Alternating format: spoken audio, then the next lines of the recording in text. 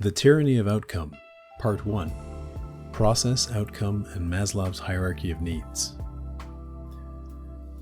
Have you ever been frustrated by the advice, focus on process over outcome? I suspect this is wise counsel. Buddha warns that attachment to desire is the origin of all suffering. Lao Tzu prescribes that the only path to serenity is to do our work, then step back. Two philosophical heavy hitters, no doubt. But allow me to fret about this a little bit. In my life, I've never been able to escape outcome focus, despite the fact that I know it clearly causes suffering.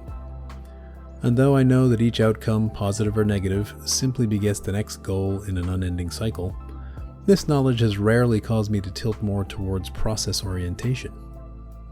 Why? Because with sustained effort toward the fulfillment of goals, we gain a great many things. A sense of purpose, personal satisfaction in accomplishment, social connection with those we co-opt into our cause, public recognition, a heightened, albeit egoic, sense of personal value, mastery, monetary reward, which in turn further delivers safety, opportunity, and choice. That's a lot. It seems to cover the bottom half of Maslow's hierarchy of needs, and then some.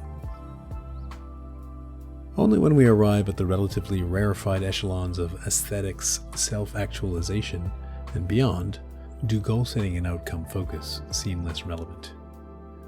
To go further, we're told to dispense with our egos, understand that we are enough, to let go, and to immerse ourselves in the wonder of being rather than doing. I'm not making fun of this, but while I intellectually understand and agree with these notions, they have me quietly asking in protest, at what point does this imply that I have to leave behind my own humanity? I mean, it was my own human brain that outfitted me with my striving nature, my desire to pair up and procreate, my craving for food and shelter, and my incessant need to be accepted by others. You're asking a 195-pound meat stick to mount the peak of transcendence and fade into an ethereal wisp of smoke, bearing little resemblance to a person. While triumph and suffering may be two sides of the same coin, transcendence seems to be only accessible through complete ego death. In what seemed an unfair, ironic twist, wouldn't that prevent me from experiencing the wonder of it all? It turns out the answer to that is yes and no. It depends on who me is in that sentence. You'll know what that means if you've ever entered the unmitigated joy of the flow state. Ego is nowhere to be found in that realm. During these rare moments of peak performance, our bodies and minds literally do feel like they fade away into nothingness. We act unencumbered by thinking, and it's absolutely exhilarating. Eckhart Tolle tells us that this is because I, Jeremy, am not the witnessing presence, feeling exhilarated.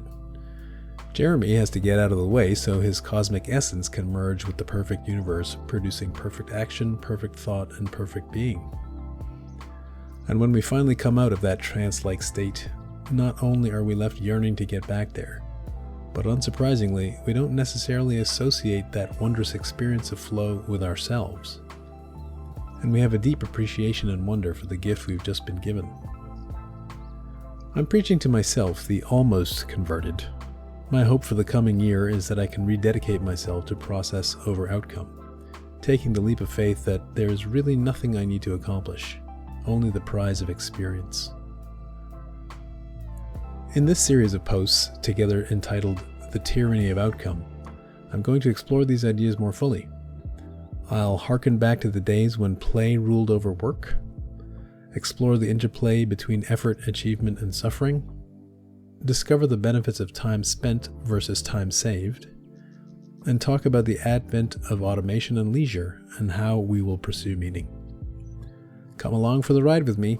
I need all the help I can get on this one in the form of your comments and experiences. See you soon.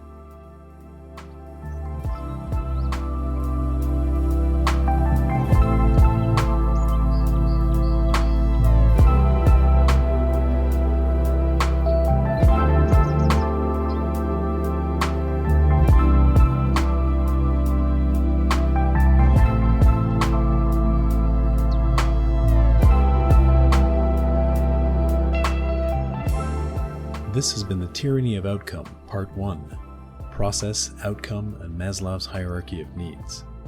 Thanks for listening and for supporting our work on the channel.